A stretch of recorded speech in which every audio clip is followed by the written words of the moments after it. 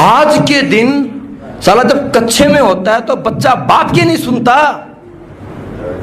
अगर हर बच्चा, हर इंसान अगर आपकी तरह घर में डिस्कस कर रहे हर बात का, अगर आपकी तरह हर इंसान घर में अगर बात करके कोई काम करे, तो वाकई में बोल रहा हूं हिंदुस्तान में ये नशा नहीं होता।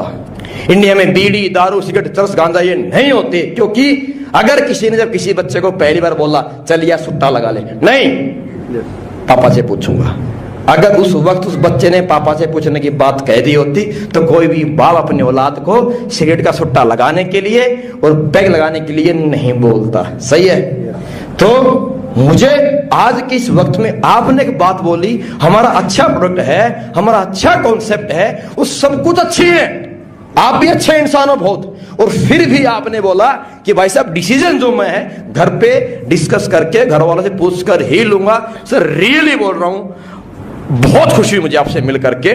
बस और ऐसे अगर आप जैसे लोग सारे भाई हो जाए, मैंने भी सर ऐसे ही काम किया था, मैंने भी जो शुरुआत की थी मैंने भी ऐसे ही काम किया था कि ये बात मुझे पता थी कि किसी भी अच्छे काम को करने के लिए जब तक परिवार का साथ नहीं होगा तब तक इंसान बड़ा नहीं बन सकता।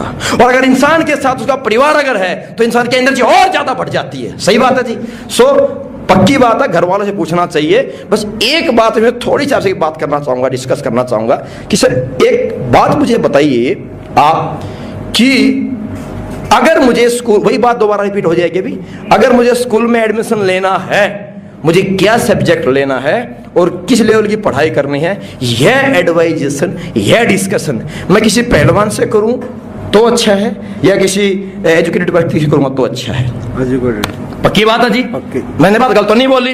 अगर मुझे कोई स्पोर्ट्स लाइन में जाना है, मुझे पहलवानी करनी है, तो मैं यह डिस्कशन किसी पहलवान, किसी कोच, किसी बड़े नेशनल लेवल के प्लेयर से करूं या फिर मैं किसी वकील से करूं तो अच्छा है?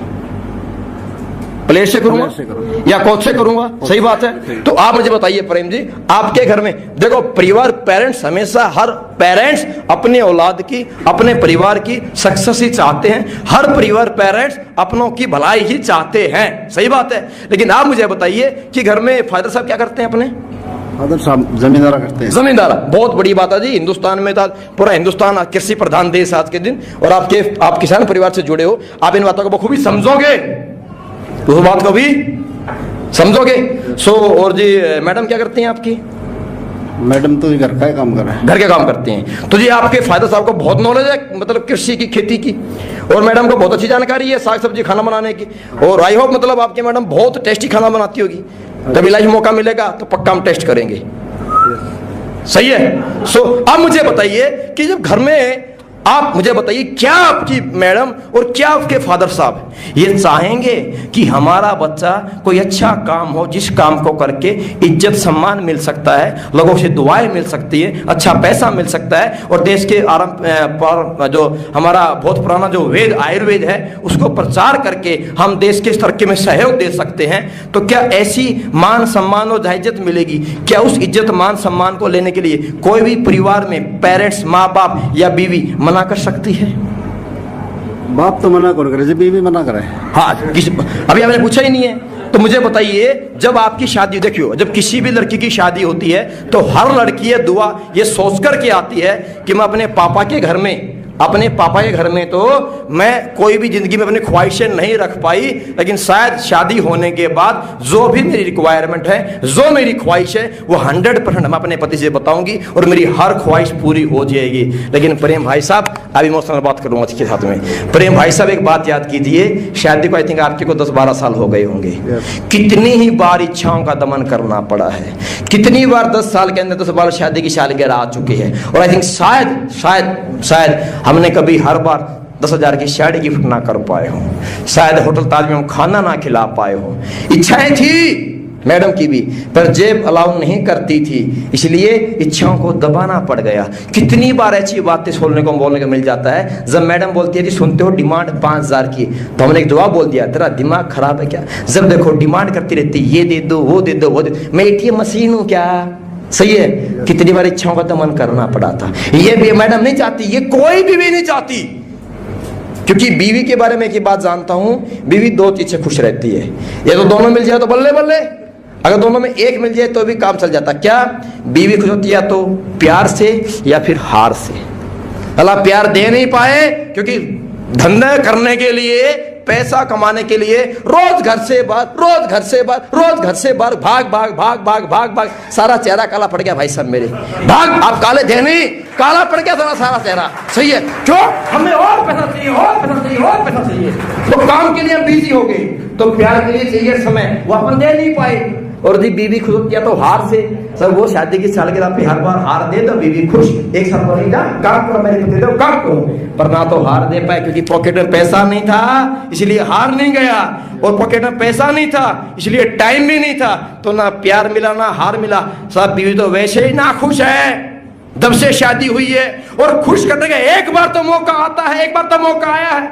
ये देखिए वीडियो, आप फोटो दिखाना, कैटलॉग दिखाना, वीडियो दिखाना, ये देखिए ना, ये फलाने, ये हमारे भंडारी जी हैं, ये आदमी पर्सन व्यक्ति, मुझे बताइए बात, इनकी बीवी कहाँ खुश रहती होगी भाई साहब? साल में 90 दिन छुट्टी मिलती है इनकी, 90 पूरी भी नहीं है, लेकिन आज ये सिस्टम में काम कर रहे हैं और इनको हिंदुस्तान में लोग जानते हैं। ये देखिए इनकी वीडियो, इनकी मैडम देखिए, अगर ऐसी वीडियो आपकी मैडम देखे, उस मैडम क्या बोलेगी? काश मेरे को तो हर बार यही पति मिले। और जिसको हिंदुस्तान में लोग जानते हैं, क्या मैडम खुश नहीं होगी?